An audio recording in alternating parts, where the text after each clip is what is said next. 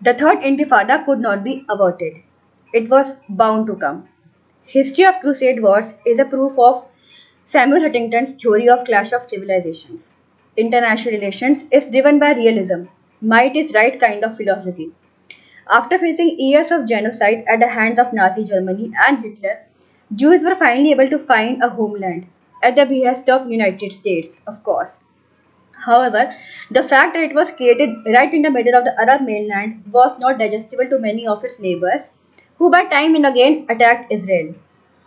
After its creation in 1948, Israel struggled to gain formal international recognition. Eventually, this forced Israel to be an offensive as well as a defensive state. In 1967, there was a 6-day Arab-Israel war. Arabs together on one side and Israel alone on the other, struggling to establish its newfound identity.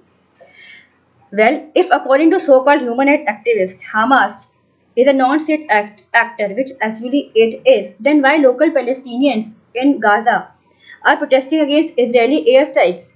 After all, offense is the best defense. These people are so selective in their approach. If people in Kashmir are protesting, then instead of calling it Indian administered state, they call it Indian occupied. But if Pakistan is doing any atrocity in Sindh and Baluchistan, then they very conveniently ignore it, as if people of Pak occupied Kashmir don't matter to them at all.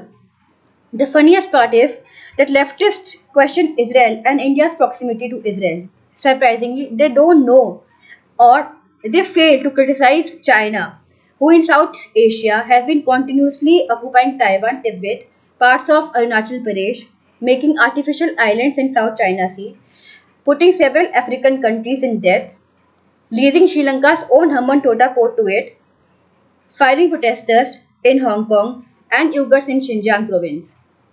Who on earth has given them the right to question India's support to Israel, forgetting that it was Israel who provided us with the world-class weapons during Indo-Pak War.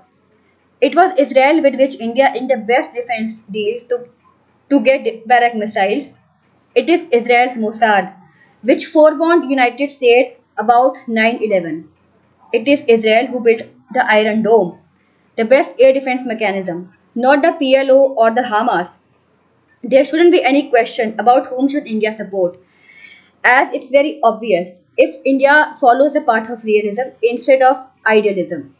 Imagine, would we as a country come out and support those within India who would question as to why we did Balakot? Ideally, it should not be done. Similarly, every nation has a right to protect its territory, citizens, and above all, its legitimacy.